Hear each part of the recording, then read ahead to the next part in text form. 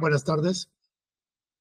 Vamos a continuar con esta audiencia preliminar de control de acusación con la sesión 2, haciendo las 15:05 del martes 25 de junio del 2024, a través de esta audiencia virtual por el sistema Google Meet, el Juzgado Supremo de Investigación Preparatoria, a cargo del juez Chicley Soria, va a llevar a cabo la segunda sesión de la audiencia preliminar de control de acusación requerida por la Fiscalía Suprema en el expediente 03-2024-2.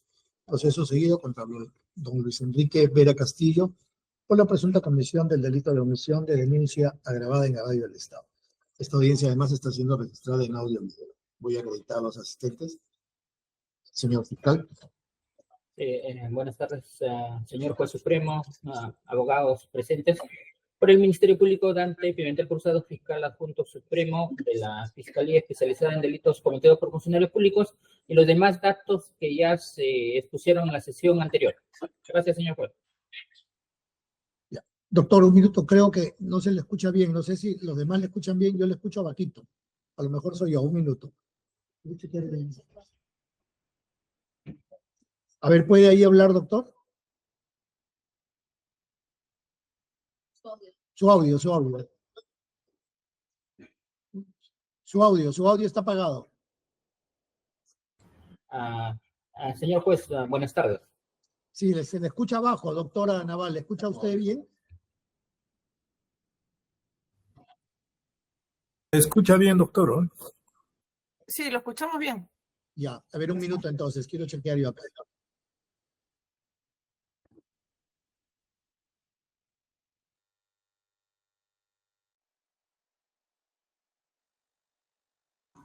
A ver, doctor, ahora, por favor. Señor juez, buenas tardes. Ya, mejor. Ya, mejor, doctor. Mejor aquí. Ya. Gracias, doctor. Por la defensa de la Procuraduría. Sí, se escucha, doctor. Estamos. Adelante, doctor, puede acreditarse.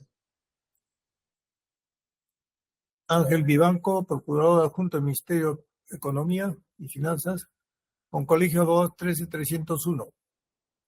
Y casilla electrónica como domicilio 581. Gracias, doctor. Por la defensa del señor Castillo, Vera Castillo. Muy buenas tardes, señor magistrado, a todos los presentes. Virginia del Pilar Naval Linares, con registro en el Colegio de Abogados de Lima, 64.549, como abogada defensora de Luis Enrique Vera Castillo, casilla electrónica 48026 y demás datos consignados en autos. Muchas gracias. Gracias. Bueno, continuando con lo pendiente para el día de hoy, que deben resolver las cuestiones, las observaciones formales presentadas por la defensa del señor Vera Castillo. Auto que resuelve observaciones formales, resolución número 6, Lima, 25 de junio del 2024. Autos vistos y oídos en audiencia pública de control de acusación según sesión 1, debate de observaciones formales, considerando. Conforme a los hechos descritos en el requerimiento fiscal rubro 2, de fojas 5 a 10, se describe tanto los hechos como la imputación fáctica del acusado Vera Castillo, describiéndose las circunstancias precedentes, concomitantes y posteriores. Respecto de la imputación, se tiene en el rubro 6, se acusa a Vera Castillo como autor de delito de omisión de denuncia agravada en agravio del Estado. Dentro del plazo establecido en el artículo 350 del Código Procesal Penal, la defensa del acusado Vera Castillo, en su escrito de 23 de abril del 2024, así como lo expuesto en la sesión 1 de audiencia de control del 13 de junio del 2024, realizó observaciones formales a la acusación. Señaló que el requerimiento carece de una narración clara, precisa y circunstanciada del hecho que pretende subsumirse en el tipo penal de omisión de denuncia atribuido a su patrocinado. No se identifica la situación generadora del deber de actuar en el delito de omisión de denuncia, es decir, la obligación de denunciar actos ilícitos o supuestamente ilícitos cometidos por terceros, por personas ajenas a la institución, SUNAT, en el ejercicio de las funciones regulares como superintendente, si conociera de un acto ilícito de un colaborador de su propio despacho, debería denunciarlo. No se precisa la norma que establece ese deber de denunciar, por lo que no se identifica el elemento objetivo que generaría una situación del deber de actuar. Solicitó se precise, vinculando los hechos en materia de la tesis fiscal, donde se evidencia que su patrocinado tuvo conocimiento cierto e indubitable que los pedidos del señor Pacheco Castillo eran delictivos, así como precisión y desarrollo de los elementos que permitan verificar que su patrocinado tuvo la intención de no comunicar estos supuestos hechos delictivos a la autoridad competente. Argumentos de la Fiscalía. La Fiscalía oralizó en su integridad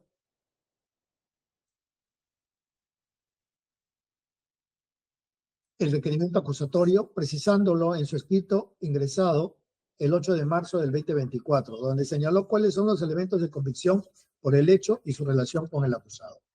Relató brevemente el hecho imputado, así como los elementos en los cuales se fundamentan los mismos, que básicamente son dos. Precisó los elementos y los hechos atribuidos al acusado. Refirió que se cumplió con señalar los elementos de convicción que sustentan las proposiciones fácticas y el delito que se atribuye al acusado.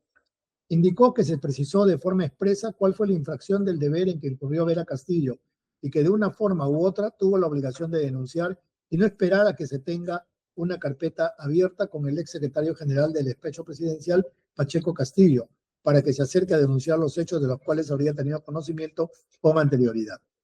Agregó que el cuestionamiento de la defensa es uno sustancial y no formal. Igualmente, el acusado tiene más de 30 años como funcionario público, lo cual le dota de experiencia en este tipo de casos, como el que es materia de proceso, que los mensajes del secretario general del despacho presidencial, Pacheco Castillo, comprometían hechos ilícitos. Solicitó se declaren infundadas las observaciones mencionadas por la defensa. Cuarto, argumentos de la Procuraduría Pública. Por su parte, la Procuraduría Pública, actuando como parte agraviada, al no constituirse en actor civil, señaló que las observaciones formales de la defensa no deben ser amparadas bajo los mismos argumentos señalados por la Fiscalía. Quinto, sobre observaciones formales. Después de la investigación preparatoria, es el encargado de realizar el control de legalidad de la acusación fiscal. Esto es, verificar la concurrencia de los presupuestos legales que autorizan la acusación fiscal. Ese y no otro es su ámbito funcional. El procedimiento de la etapa intermedia consta de dos fases, oral y escrita. Las distintas posibilidades que tiene el juez de la investigación preparatoria frente a la acusación fiscal pueden concretarse luego del trámite de traslado a las demás partes, nunca antes, fase escrita, y de la realización de la audiencia preliminar del control de la acusación, fase oral, que plasma la vigencia calificada de los principios de oralidad y concentración. El control formal es previo a toda posibilidad de análisis de mérito de la acusación. Es así que el artículo 352.2 del CPP precisa que si se advierten defectos que importan el incumplimiento de los requisitos establecidos en el artículo 341 del acotado código, en una discusión que debe preceder al análisis de los demás aspectos que deben tratarse en la audiencia preliminar, lo pertinente es suspender la audiencia para su debida subsanación, luego de lo cual debe reanudarse.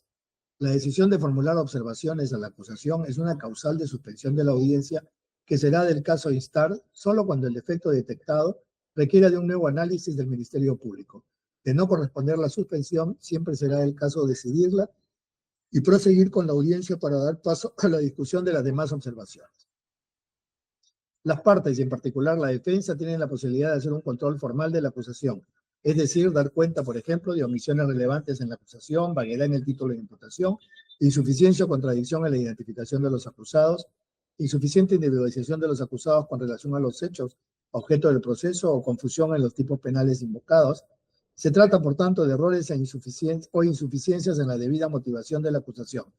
En consecuencia, corresponde a este órgano jurisdiccional verificar si el requerimiento acusatorio cumple con lo prescrito en el artículo 349 del Código Procesal Penal. Y se cita todo el texto del artículo 349 del dicho código. Análisis del caso concreto. De lo antes señalado, se advierte que el requerimiento fiscal cuenta con la siguiente información. 1. Los datos de identificación del acusado Vera Castillo, tal como se aprecia en el ítem 1 del requerimiento, folios 4 y 5. Los hechos, con el detalle de las circunstancias precedentes, concomitantes y posteriores, referidos en el ítem 2 del requerimiento fiscal, folios del 5 al 10. Elementos de convicción detallados en el ítem 3 del requerimiento, folios 10 al 17. Participación que se atribuye al acusado a ítem cuarto del requerimiento, folio 17. La relación de las circunstancias modificatorias de la responsabilidad penal y la cuantía de la pena y las consecuencias accesorias se encuentran contenidas en el ítem 5 del requerimiento fiscal, folios 17. Tipificación de los hechos, pena y el monto de la reparación civil, 5.000 soles en el ítem 6, folios 17 a 22. Los medios de prueba que ofrece para su actuación en la audiencia se encuentran contenidos en el ítem 7 del requerimiento, fojas 22 a 32.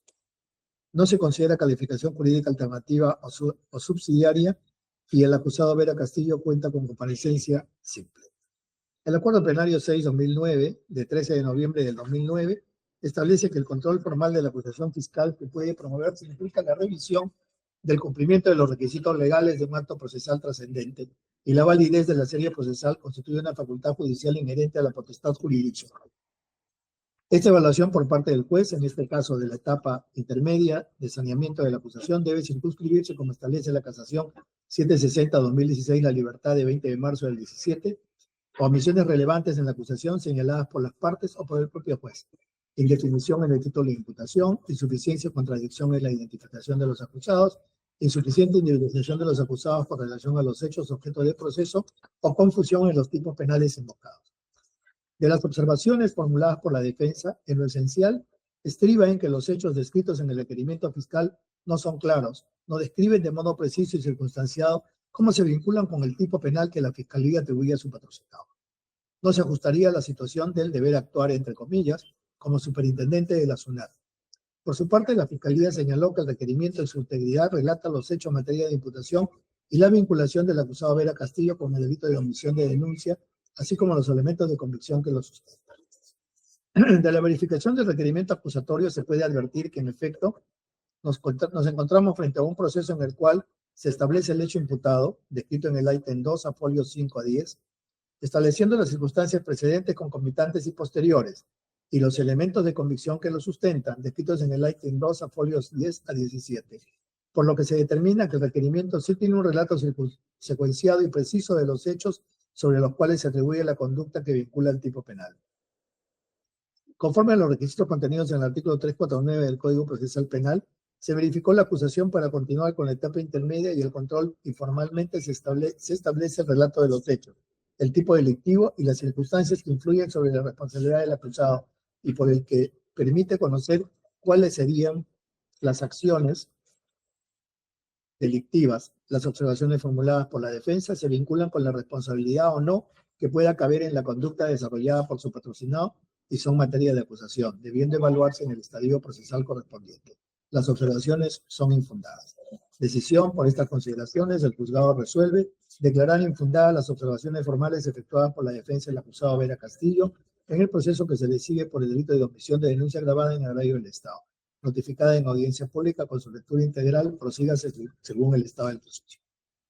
Se ha declarado infundadas las observaciones, toda vez que ahí se refiere, las observaciones formales están vinculadas pues, a efectos que puedan existir en el requerimiento fiscal, que este juzgado, luego de revisar dicho requerimiento, a la luz de las observaciones que realizó la defensa, verifica que no se da. Con lo cual vamos a continuar con el siguiente paso. Hay una excepción interpuesta por la defensa del señor Vera Castillo. Doctora Naval, tiene 12 minutos para escuchar los fundamentos de su excepción. Muchas gracias, señor magistrado. Nuevamente saludo a la Judicatura, representante del Ministerio Público, de la Procuraduría Pública, a todos los presentes. Bien, en base a su decisión vamos a proseguir con nuestros cuestionamientos, esta vez materiales, a la acusación formulada por el Ministerio Público. En primer lugar, en este acto, en virtud del amparo del artículo 351b del Código Procesal Penal, deduzco excepción de improcedencia de acción a favor de mi patrocinado Luis Enrique Vera Castillo o respecto al delito imputado, esto es omisión de denuncia, tipificado y sancionado en el artículo 407 del Código Penal. Bien, como sabemos, el artículo 351b autoriza o faculta a la defensa a interponer o a deducir una excepción de improcedencia de acción, en este caso, cuando el hecho no constituye manifiestamente un delito o un ilícito penal. Bien, señor magistrado, en el presente caso se imputa a mi patrocinado el delito de omisión de denuncia contemplado en el artículo 407 del Código Penal y sancionado también en el mismo artículo. Nosotros fundamentamos primero la inexistencia o la falta de verificación de los elementos objetivos del tipo penal. En primer lugar, hace referencia a que este delito de omisión de denuncia exige la ausencia de una situación generadora del deber. Es la denominación que le ha dado la doctrina nacional e incluso internacional. Recordemos además que el delito de omisión de denuncia es un delito especial, es decir, que no cualquier persona puede cometerla, sino necesariamente la persona que tenga un deber específico de comunicar a una autoridad, no hay una precisión expresa de qué autoridad debe ser, las noticias acerca de la comisión de algún delito.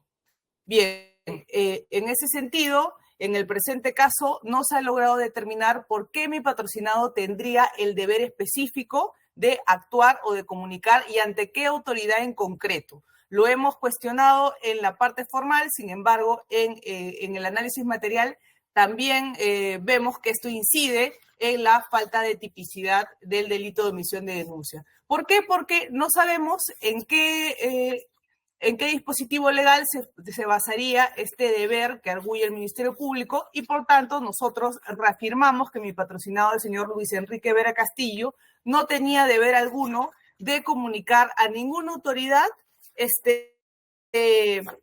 esta supuesta noticia de ilícito criminal, cuáles eran las comunicaciones o los pedidos que realizaba el exsecretario del despacho presidencial, el señor Bruno Pacheco.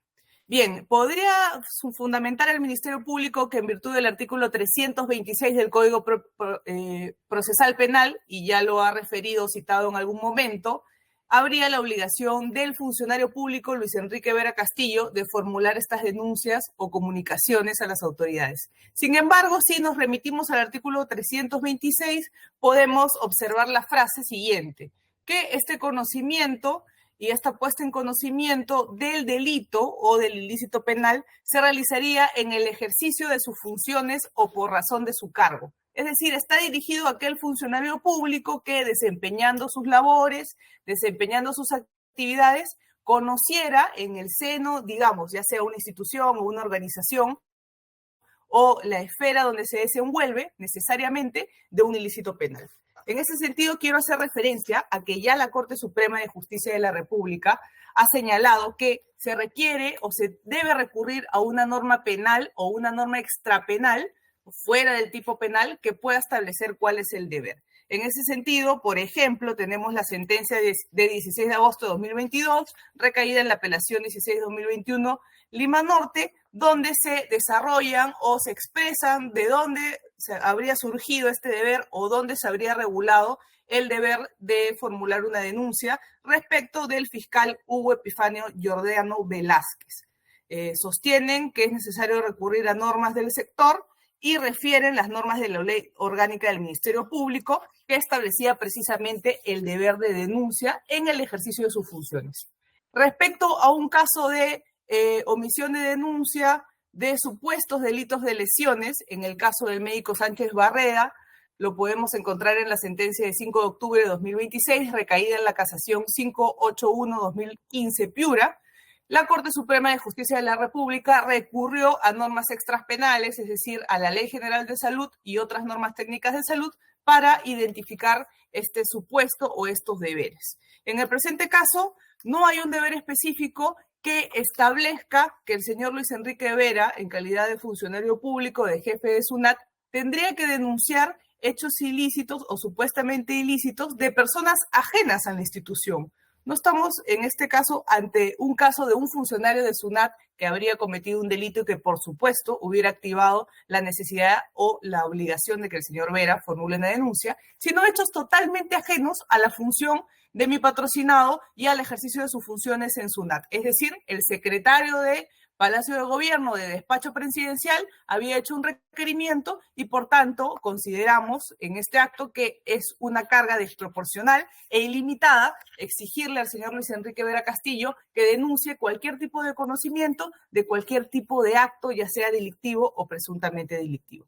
En ese sentido, también tenemos doctrina autorizada como la del señor jurista, Alonso Peña Cabrera, que ha dado o ha ejemplificado también estos delitos de omisión de denuncia con casos donde algún gerente de una entidad estatal o incluso un director del hospital conociera de ilícitos penales en la institución. En ningún caso se ha deslizado siquiera la posibilidad de que tuviera la obligación el funcionario de denunciar ilícitos por parte de terceros.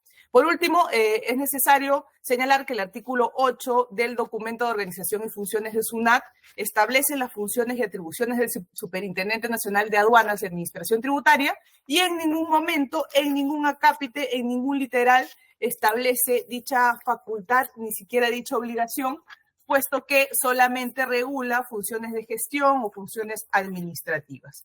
Recordemos que el superintendente de SUNAT ni siquiera tiene injerencia en los procesos penal objetos de imputación o que son objetos de los pedidos del señor Bruno Pacheco. Bien, con ello hemos evidenciado que al no existir una situación generadora del deber, por tanto, se ha confirmado la falta o la tipicidad del hecho ilícito.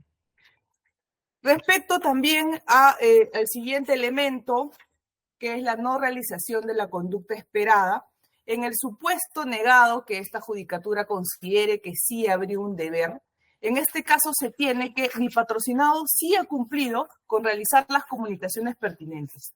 En primer lugar, que el artículo que tipifica el delito de omisión de denuncia no refiere exclusivamente que se deba interponer una denuncia penal a una autoridad pública como la Policía Nacional del Perú o el Ministerio Público. Simplemente hace una referencia a comunicación a las autoridades. Con ello, se puede cautelar, en el presente caso, mi patrocinado cauteló el bien jurídico protegido y no habría ninguna afectación a la administración de justicia, por ejemplo, puesto que se activó tanto la investigación del Ministerio Público con colaboración de mi patrocinado, colaboración permanente, colaboración activa, en los casos donde se viene investigando al señor Bruno Pacheco Castillo. En ese sentido, quiero hacer referencia de manera específica cuál es la puesta en conocimiento de mi patrocinado.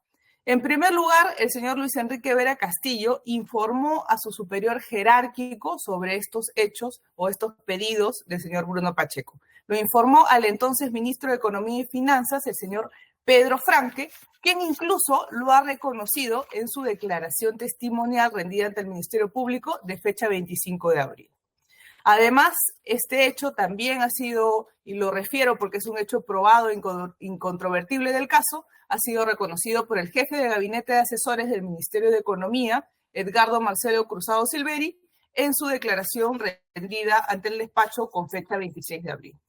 Asimismo, mi patrocinado no solamente ha comunicado estos hechos a través de las autoridades públicas correspondientes, sino que también ha cumplido con efectuar una declaración ante el Congreso de la República, donde ha proporcionado precisamente información sobre los pedidos que le realizaron, incluso ha podido demostrar que ninguno de los pedidos fueron resueltos porque los procedimientos administrativos instaurados en SUNAT precisamente dieron lugar a resultados contrarios a los pedidos que realizó el señor Bruno Pacheco.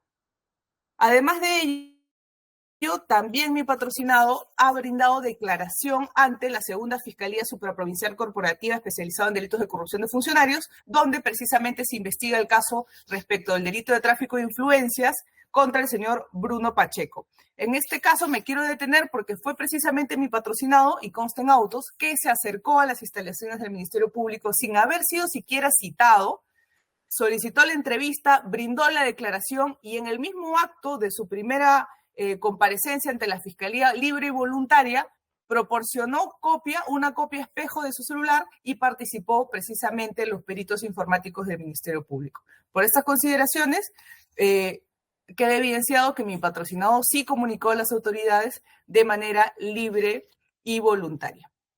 Asimismo, ha cumplido con el deber de comunicación incluso a la ciudadanía, y esto es muy relevante porque ya lo hemos sustentado también en la audiencia que nos ha antecedido. Mi patrocinado fue la persona que proporcionó las capturas de pantalla de estos chats entre el señor Bruno Pacheco y Luis Enrique Vera Castillo a un periodista que tuvo la oportunidad de difundirla. Por tanto, no es correcto el argumento del Ministerio Público en el sentido de que comunica ante las autoridades o ante su jefe superior jerárquico ante la inminencia de que se iba a publicar estas noticias, porque fue mi patrocinado quien pone a consideración de ello. Y por último, señor magistrado, respecto a la tipicidad subjetiva. Consideramos que en el supuesto de que su despacho considere de que sí se cumplen los elementos objetivos, lo cual para nosotros es una posición contraria, pero en el caso su despacho sea de ese criterio, en el presente caso no se configura el dolo, que es el aspecto subjetivo necesario, el elemento subjetivo del tipo en este caso, puesto que mi patrocinado es un economista de carrera, es un funcionario público de SUNAT, incluso de carrera, con más de 30 años de experiencia. Sin embargo, no se le podría exigir los conocimientos técnicos de jurídico penales que le permitieran a él identificar que estas conductas serían delictivas. Incluso el señor Pedro Franque en su declaración también señala que los pedidos fueron considerados como inapropiados. Ni siquiera su jefe jerárquico considera que los delitos fueran presuntamente delictivos, y lo cual llama la atención porque si el Ministerio Público sostiene esa tesis, hubiera también preguntado al señor Pedro Franques o perseguido al señor Pedro Franques penalmente, porque él tampoco interpuso denuncia penal. Ello para referir que en todo momento se manejó la idea o el concepto de pedidos inapropiados, pedidos indebidos, pero en ningún momento pedidos delictivos, puesto que sería exigirle a mi patrocinado un conocimiento técnico, jurídico, muy detallado, muy específico, lo cual no es de recibo en caso de mi patrocinado, que es un economista de carrera que ha trabajado prácticamente en toda su trayectoria profesional en la Superintendencia Nacional de Administración de Aduanas y de Administración Tributaria. Por estas consideraciones solicito a usted, señor juez, se sirva a declarar fundada la excepción de improcedencia de acción y como consecuencia se dicte el archivo definitivo del caso. Muchas gracias. Gracias, doctora. Tiene uso la palabra del señor fiscal, también por 12 minutos. Gracias, señor juez. Señor juez, como bien sabemos, la excepción de improcedencia de acción procede en dos supuestos. Primero, cuando el hecho no constituye delito, es decir, cuando hay una ausencia de tipicidad en la conducta. Esto abarca la antijuricidad penal del objeto procesal, la tipicidad y la antijuricidad, y también cuando el hecho no es justiciable penalmente. Es decir, nos encontramos ante la ausencia de necesidad de ser perseguido penalmente, se ubica en la categoría de la punibilidad y comprende la ausencia de una condición objetiva de punibilidad o la presencia de una causal personal de exclusión de la pena o una excusa absolutoria. En el presente caso, según la defensa técnica, estaríamos supuestamente ante el primer supuesto, es decir, que el hecho imputado no es típico. Se ha sustentado en dos elementos objetivos básicamente y en el elemento subjetivo. Al respecto, desde el punto de vista de este Ministerio Público, sí considera que la conducta en materia de acusación sí es típico, ya que se cumplen tanto los elementos objetivos como subjetivos para su configuración. En primer término, la defensa técnica nos dice que no concurriría el elemento de situación generadora del deber de actuar, que nos encontraríamos ante su ausencia de este elemento objetivo. Lo cual, pues, es totalmente contrario, conforme nuestra acusación. En el presente caso sí se presenta este elemento objetivo, ya que el acusado en su actuación como superintendente de la SUNAT, y conforme también lo ha resaltado la misma defensa técnica, el literal B del inciso segundo del artículo 326 del Código Procesal Penal es claro que, pues, dado su calidad de funcionario, estuvo obligado a formular denuncia al recibir estos mensajes con contenido al margen de la ley de parte del señor Bruno Pacheco.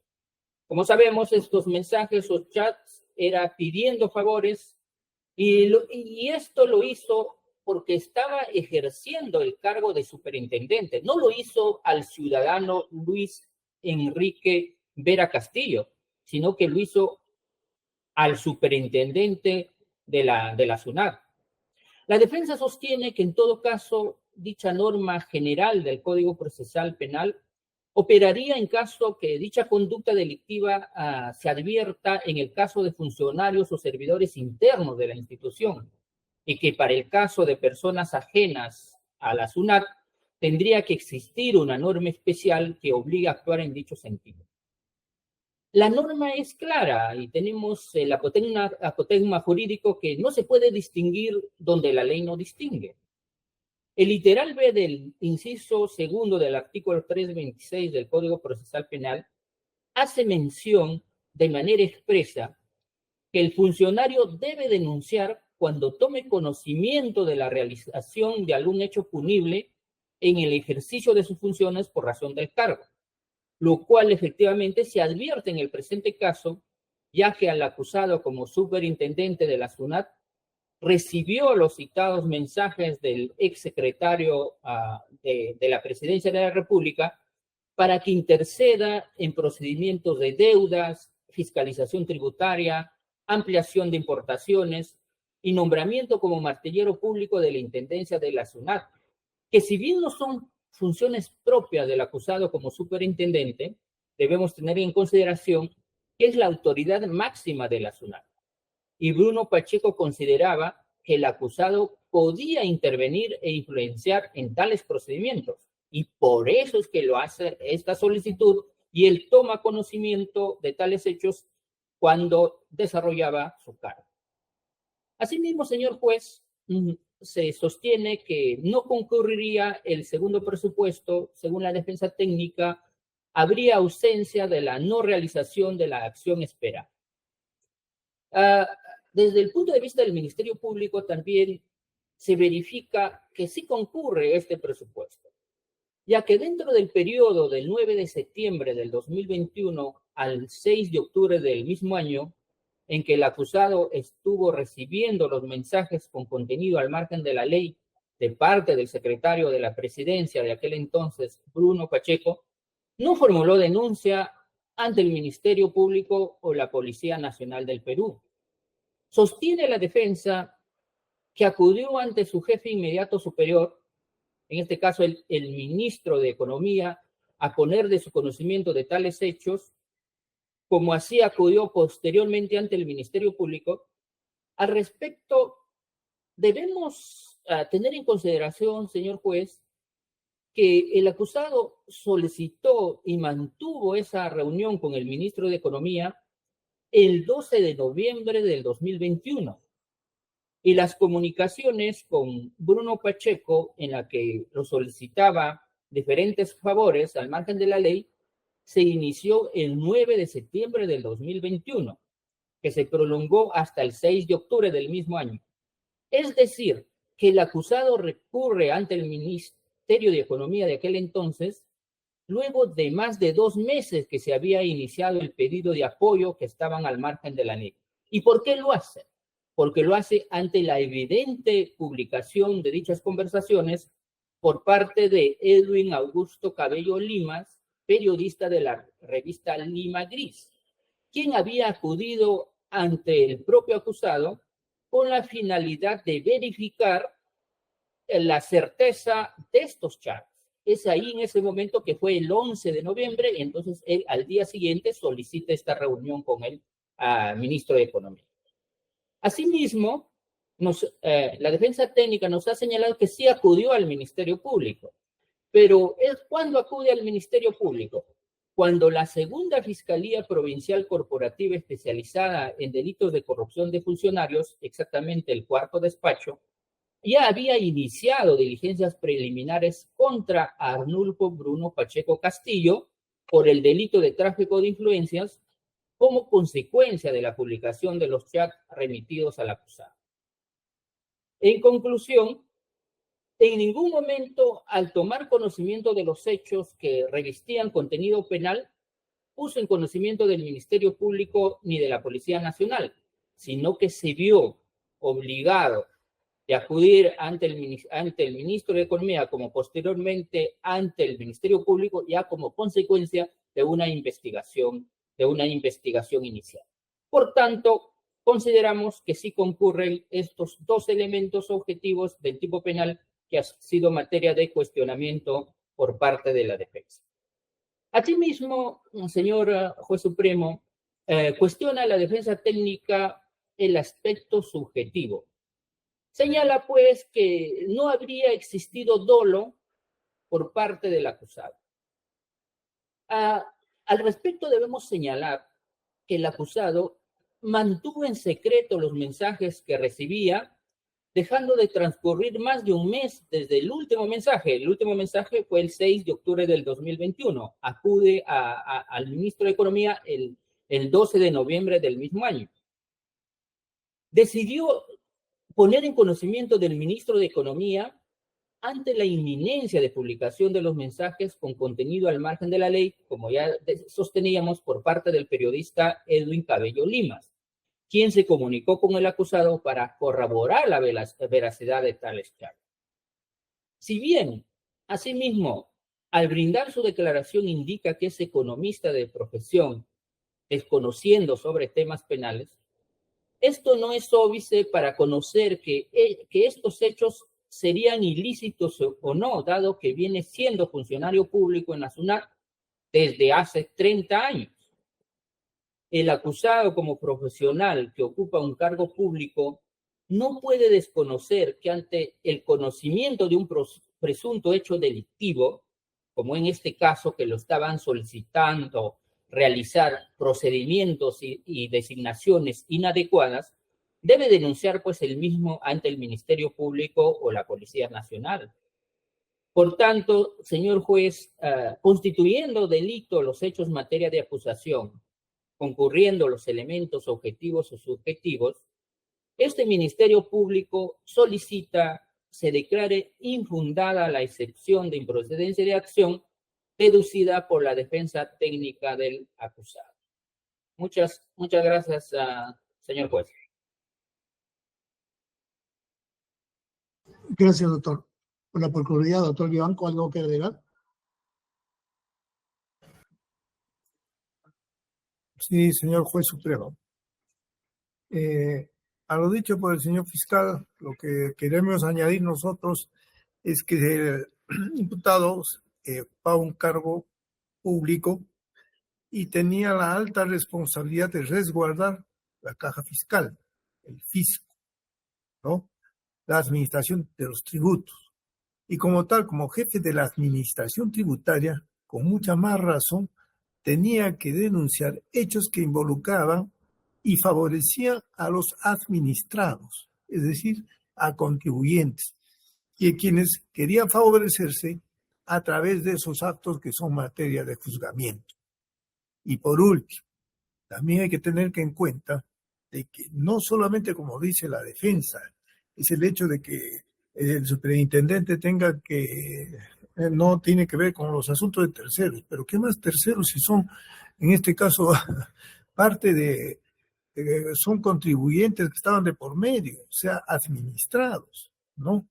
Y por último, también el hecho de que el señor Bruno Pacheco, en sus actos, ¿no? Lo que vendría es hacer un tráfico de influencias y que tenía que ver ese tráfico de influencias también con la entidad que el imputado dirigía en su tiempo.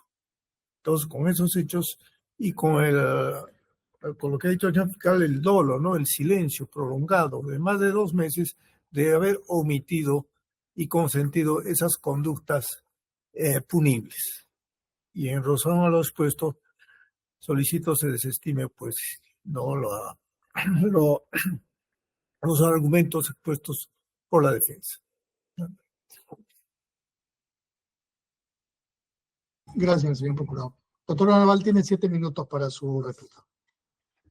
Sí, muchas gracias, señor magistrado. Me voy a pronunciar por cada uno de los puntos que ha sostenido el Ministerio Público y también la Procuraduría Pública de modo muy puntual. Bien, referido a que sí existiría una situación generadora del deber porque esta se desprendería del artículo 326(1)b del Código Procesal Penal, reiterar el argumento de que lo que exige precisamente este articulado es que hay una relación de causalidad entre el conocimiento de un funcionario público en ejercicio de sus atribuciones o funciones de un hecho presuntamente delictivo y evidentemente el silencio o la falta de comunicación a la autoridad. Una vez más reiteramos que no basta con invocar el simple o mero cargo del señor Luis Enrique Vera Castillo en la época, la de jefe máximo de SUNAT, como refiere el Ministerio Público, sino que se debe establecer cuáles eran las funciones específicas o atribuciones específicas que estaba desarrollando en el momento en que le solicitan los supuestos favores el señor Bruno Pacheco Castillo. El señor Vera Castillo tenía que estar realizando una función exclusiva que le permitiera interceder en los pedidos. Y además que tendríamos que demostrar que el señor Bruno Pacheco tiene una vinculación directa con la SUNAT.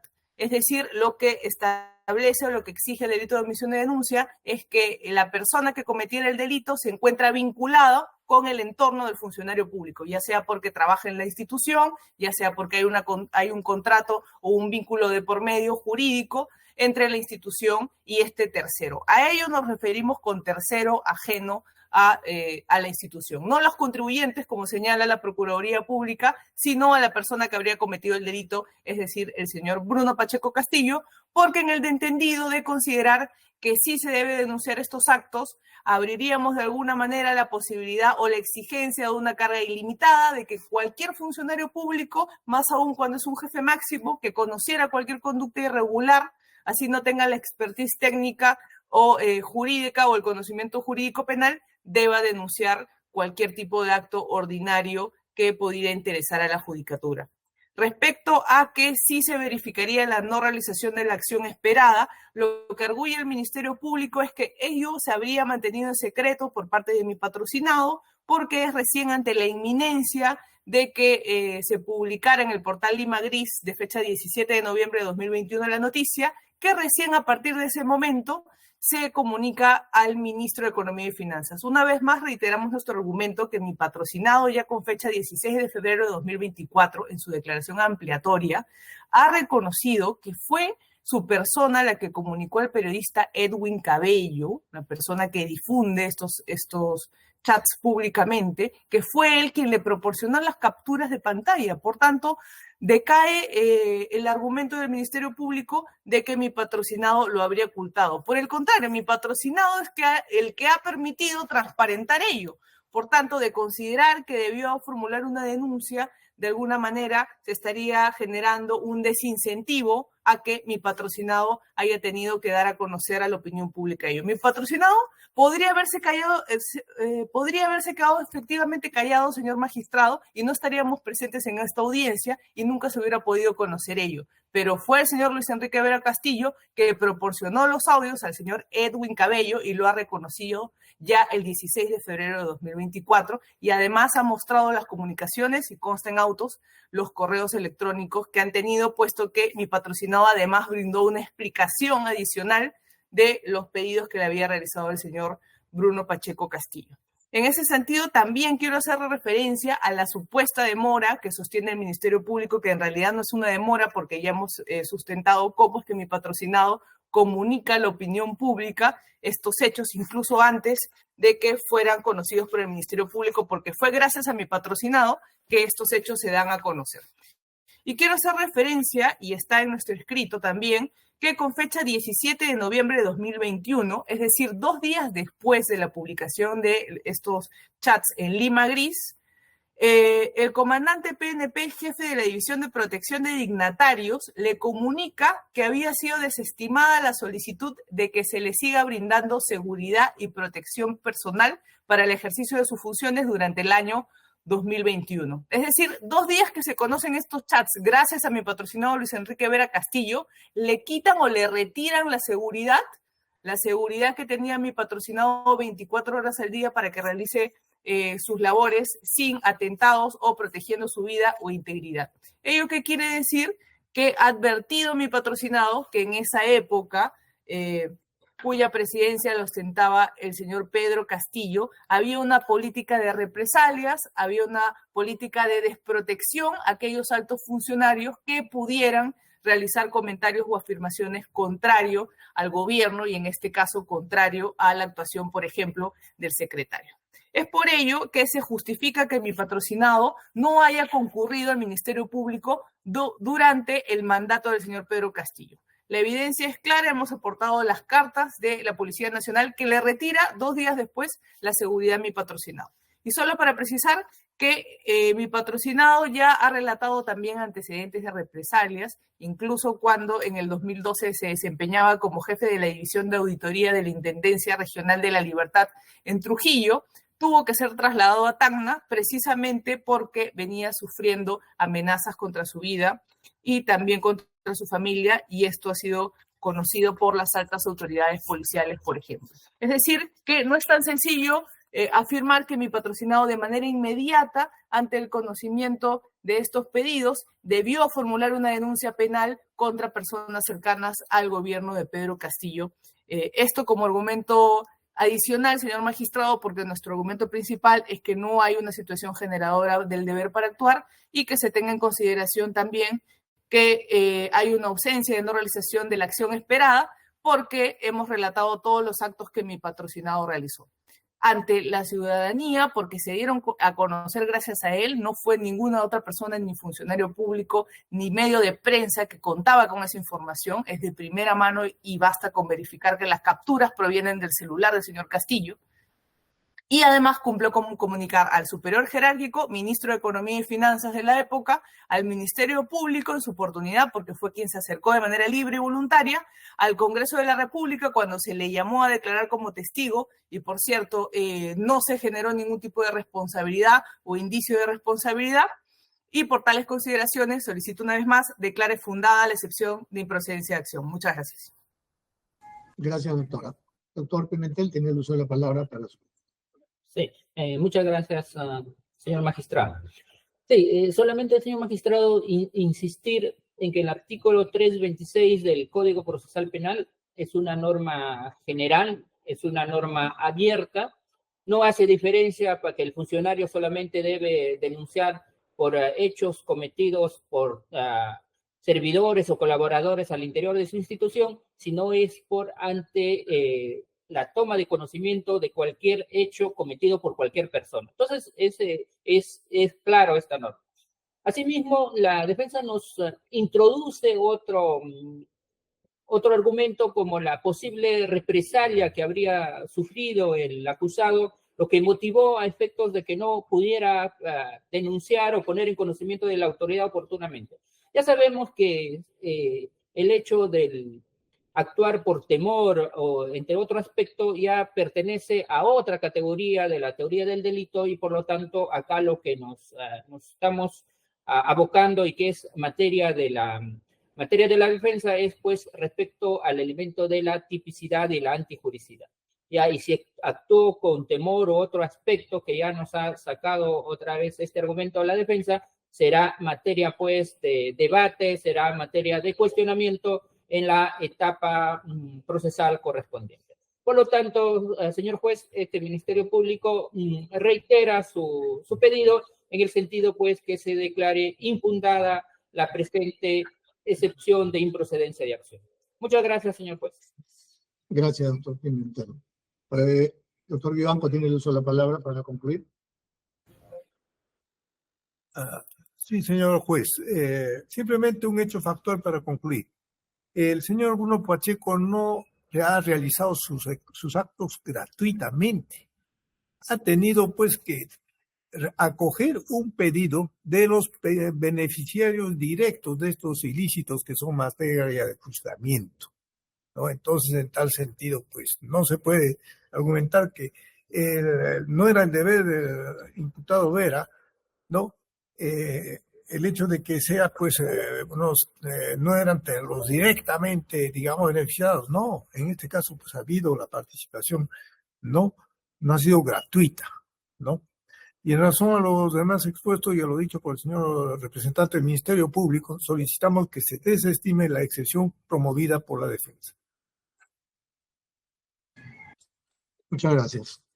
Habiendo escuchado los argumentos de la defensa, quien solicita se declare fundada una excepción de improcedencia de acción interpuesta a favor de su patrocinado, mientras que la Fiscalía y la Procuraduría solicitan se declare infundada o se desestime. Se les pedí la resolución para la sesión número 3. Se programa para el día jueves 4 de julio. 4 de julio a las 15 horas o 3 de la tarde.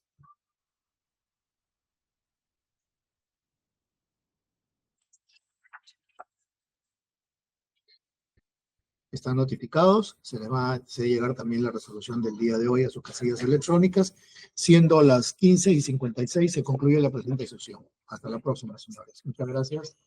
Hasta luego. Buenas tardes, señor. Muchas gracias, buenas tardes. Buenas tardes, doctor. Gracias. Buenas tardes. Hasta luego.